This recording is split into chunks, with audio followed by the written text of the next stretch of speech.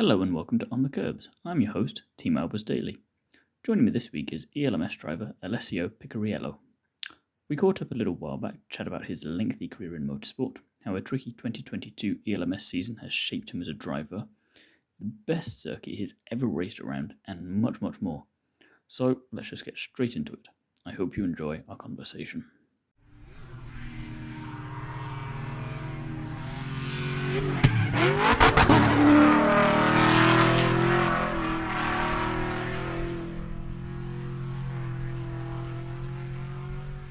Hi Alessio, thanks for being here today. First of all, how are you?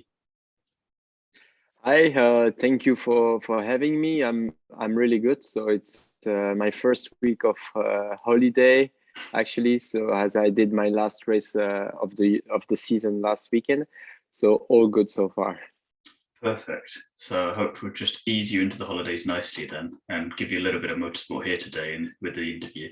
So first question I like to ask everyone who I chat to on here: what first got you into motorsport? Well, it was quite by coincidence, I have to say. I had nobody in my family really into motorsport at all. Just my father actually liked watching Formula One, but nothing too crazy. And he went sometimes going. He was sometimes going to in go-karts with some friends, like rental cars or really basic stuff. And he took me with him once, and I was just 4 years old.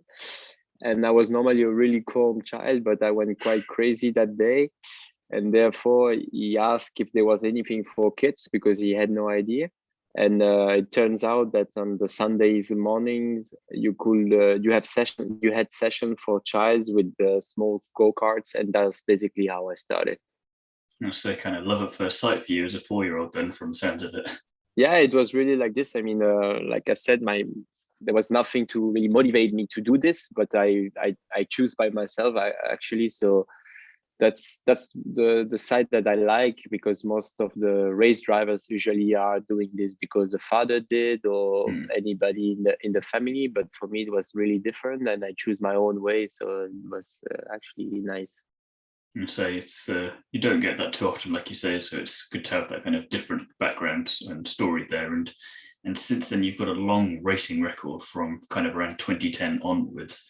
Do you have a favorite category that you've raced in? Oof, that's hard to say. Working and driving with downforce.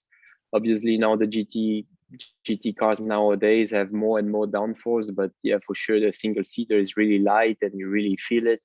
So that's what I enjoyed about it. But I also enjoy the GTE cars, the one we drive in Le Mans. It's a great car, and now obviously the GT3s are getting better and better, more specifics and with higher engineering. So yeah, actually it's a lot different. Let's say every season have been quite a lot different, but I can find some really positive sides in each class I did. So it's really hard to choose one, I would say. So you might not like my next question then, because you've won 3 championships: ADAC 4 Masters in 2013, the Audi R8 LMS Cup in 2017, and then GT and ELMS back in 2020. Was one of those more satisfying than the other? And if so, how do each one of them differ from the others? Because they're all very different categories. Well, it's all 3 has been really different for me with at different times of my racing career. So the first one was really important because it was the first one I was winning in cars, and it was an important one because it was the ADAC Formula Masters, which is now the FIA Formula 4 Germany, is a well-known championship with a really high level. So for a young guy, when you win this, is actually a really important step.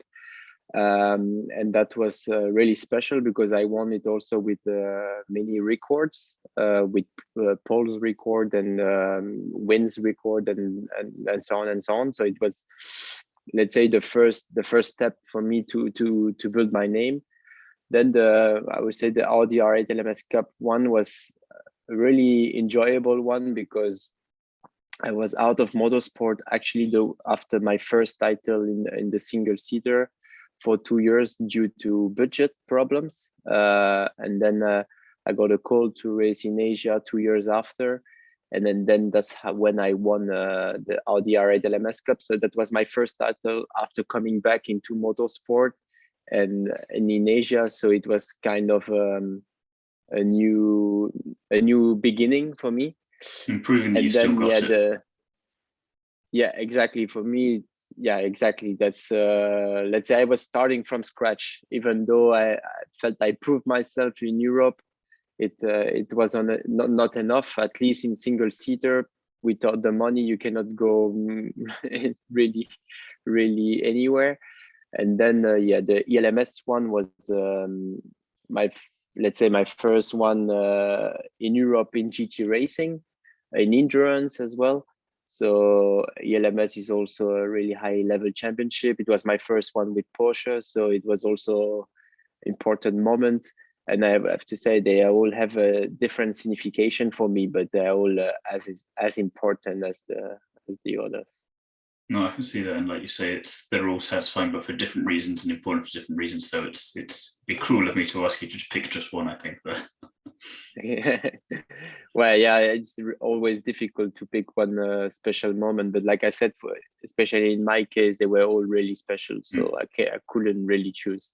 They've all kind of come along at just the right time as well when you needed them, like you say, like 2013, get yourself on the map and show that you can do it, and then re-establish yourself with 2017, and then 2020 is kind of not re-establishing, but it's kind of this third sequel in a way that shows that you can go away, come back, and then keep going, and you can do it again. Yeah, I mean, it's basically the story of my career. Like I said, if I go a little bit more in the past, so when I jumped from karting to single seaters, I first started with some testing that my parents could afford, but obviously they couldn't afford the full season. And again, so after karting to the single seater, I was 1 year out of motorsport for the first time, and the team that I was testing with 2 years later, they contacted me again because they knew my abilities and they had a big team sponsor that year. And that's how I got to do the ADAC Formel Masters season that I won. And then again, so like I said, after winning that championship, I was again 2 years out of motorsport. And then, but thanks to this title, that's how I got called back in Asia, because the team that contacted me in Asia, the team boss was German, and therefore he knew really well what was going on in Germany, and that's how it restarted my career. So let's say everything I did, it maybe didn't bring anything at that when I wanted it or when I needed it, but it came later on at some stage. So it shows that it's always worth something, it's never wasted. No, definitely. Moving up to this year, though, in ELMS, it's been a bit of a tricky season for you. Tell us about what it's been like from your perspective. Well, yeah, it's that's for sure. It's been tricky, way below the expectations. So it was the second season I was doing with Andrew Arianto, which is the M driver. He performed really well last year. We did 2 races of WEC, and then we did the 24 Hours of Le Mans. So he had 0 experience in the GT cars, 0 experience in endurance at high level, and he was performing super well. So we really had high expectations for this year ELMS. Obviously, the tires are different. So in ELMS, we use Goodyear. In WEC, we use Michelin. And I think that was the biggest challenge for him this year was to learn the tires. How big a difference is it between those two types then? Because from an outsider's perspective, especially if you were looking at something like F1, you only know Pirelli, so then Michelin and all these other brands. You're like, what's the difference there? So how difficult is it to learn those? It's actually quite difficult because I mean characteristics I would say Michelin is probably one of the easiest to handle. The deck is quite low, the car is not moving so much, and it gives you a lot of confidence. But then you have the other tires like we take a Goodyear that let's say the performance in one lap is nearly the same, but you need to be a little bit more precise with your driving. You have a little bit more movement on the car, so it can kill a bit of your confidence, and also you might have more tire deck, so you need to look a bit more after your tires at the beginning of the stints, etc., etc. So I think that was the biggest challenge for him, but I would say also for me, for the silver driver, especially at the first round. But then we reviewed the way we were working, and let's say I was really confident. I felt really good with the car all the rest of the season. So personally, I think I did my best, and I think the performance were really good for our gentleman driver. But the problem is it was still difficult for him to find his limit, and it was sometimes going over the limit. And so sometimes it happened in practice, sometimes it happened in the race. But yeah, it was actually hurting a bit the weekend, even though it happened in practice. Let's say then afterwards he had to build up the confidence again, and that was taking a bit of time. And then on top of it, I have to say we were not really lucky with, I don't like to talk about luck, but sometimes you need some. And let's say all the strategy calls we did was never really paying off. Even though it's only a 4 hours race, you can actually play quite a lot with strategy. And yeah, it was not often going our way, let's say, with the full course yellows and so on and so on. So yeah, I mean, obviously the result was not great, but I think the performance we showed all year long was always good. The car was always very nice to drive, and the performance, when you look at the lap times in practice or in the race, the car was always up front. So yeah, I suppose that makes this it a is bit racing. easier to deal with those problems than if you can see that potential at least, and you know it's there. It's not a case of you don't know what's going wrong, you can't find out what the issue is, and you just weekend in, weekend out, you don't know what the situation is. At least there's you can see something. But how difficult is it to overcome those tough moments and keep yourself motivated for the rest of the season? Because obviously now it's easy for you to know what happened in the whole season, but at the beginning you're like, surely it will get better. Yeah, I mean, for sure, I have to say, in the beginning of the season, it was a bit painful because it was. So I was doing a few programs this year, and let's say result-wise, it was really not the best year for me. So it was a bit tough mentally, but I think the secret is also experience. You have to overcome this. You have to know that this is endurance racing. You have many factors, and you can't control anything by your own. And you just need to focus on your personal performance, which I did. And then, of course, try to help the teammates to try to make it better. But again, you are not the only one in charge, and you have to be aware that there is many factors. So you can't say always blame yourself or always lose the motivation because the results are not there. At the end of the day, you need to focus on your own performance, and if your own performance is good, even so, that's how I took it. Let's say after the half season, I was at the beginning I was a bit upset and I wanted to make the things better, but at the end, the second half, I took it more relaxed. I kept focusing on my own and tried to help my teammates and my team, and I felt much better overall, and I think it helped overall as well. So yeah, And I it takes think that pressure that off in a comes with weird way than if experience. you just kind of go with it a bit and you're like, okay, this is what the situation is. I've just got to try Exactly, and maximize what we have with what I can do with what we have, essentially. And like you say, exactly, don't put too much pressure exactly. on yourself. It also makes you more happy at the end of the day. If you take it from that side, you enjoy a bit more, and it makes everything easier. So yes, of course I'm doing it doing it to win, but like I said, you cannot always win, and you have to be aware that there is many factors, and you have to accept and work and move on.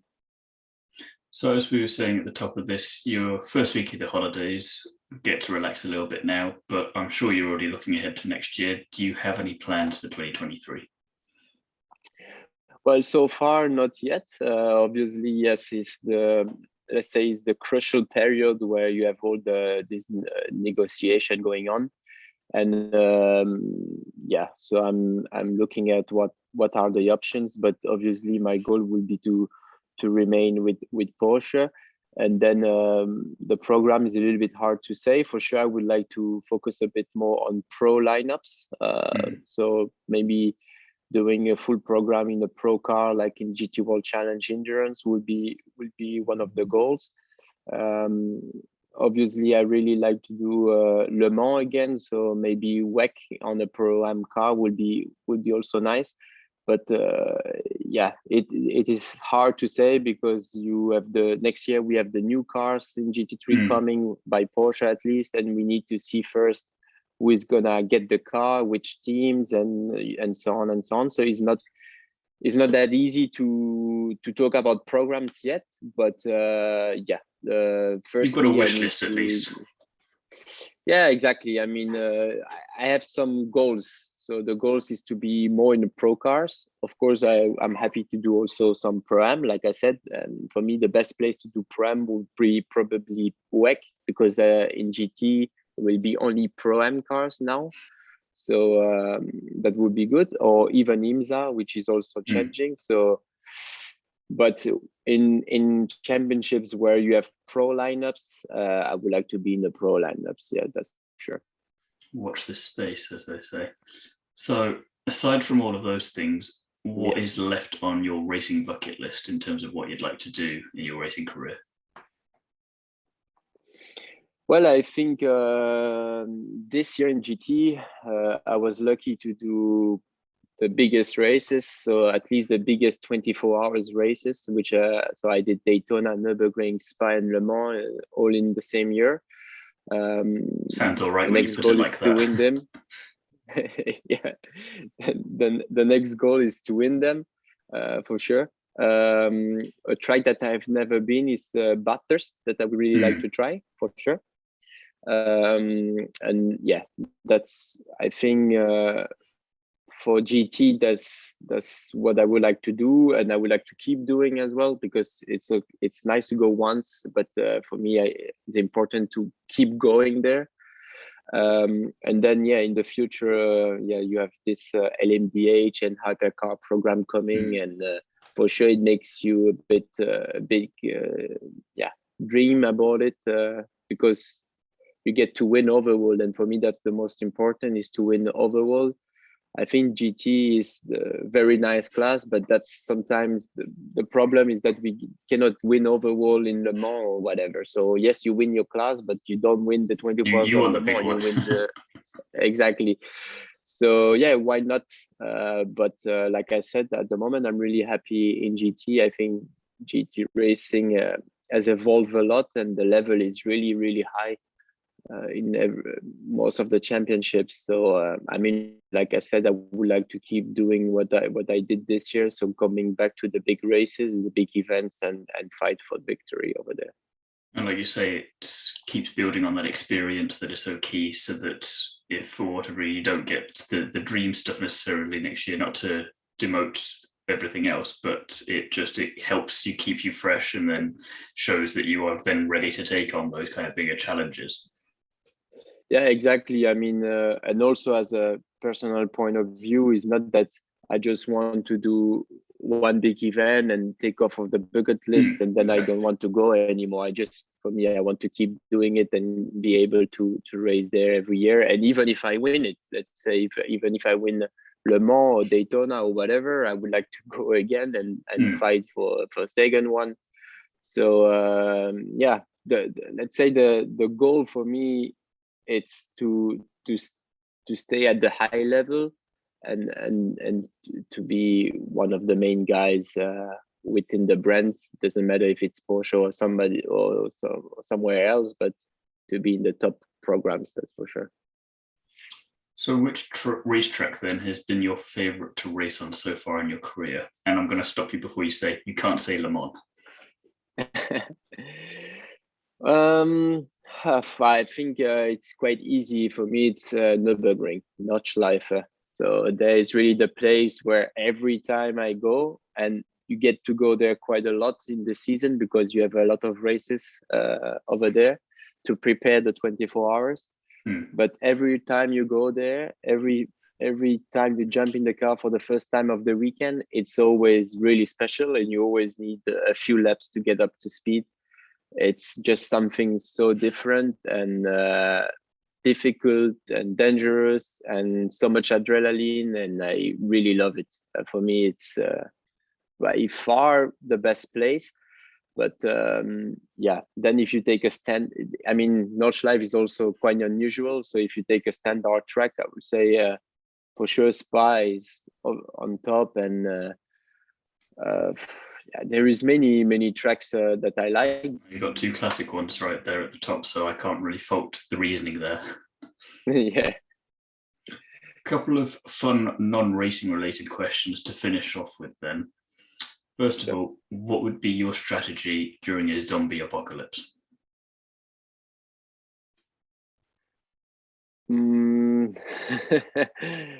I don't know. I mean, I think I will try to enjoy the last few days I have by doing what I like, and not try to. You just accept your fate a bit then. Yeah, it's better to just enjoy what you have left, and that's it. We've not really had any racing car zombie crossover films just yet, so that can be quite an entertaining exactly. True. And then final question, would you rather always walk to work in a pair of high heels or have to drive to work but always in reverse? The second one for sure. I had a feeling it would be that. It'd be an easy decision, that one. I think it will be easier for me as well. I think so. Well, it's been an absolute pleasure to chat with you. I want to thank you for your time and for being here today, and wish you the best of luck for 2023 and beyond. Thank you. Thank you for having me. I really appreciate it, and hopefully we can talk together again.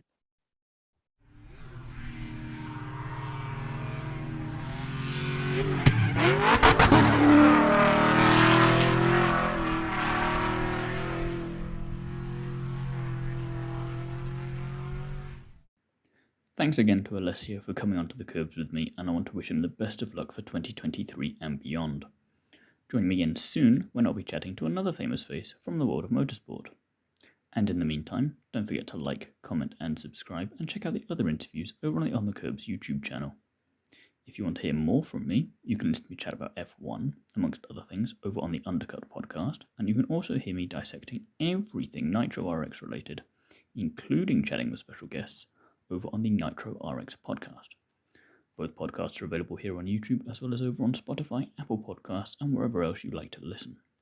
You can also follow me over on Instagram at t.albers.daily.onthekerbs and read my various motorsport articles over on Is It Fast and Paddock Sorority.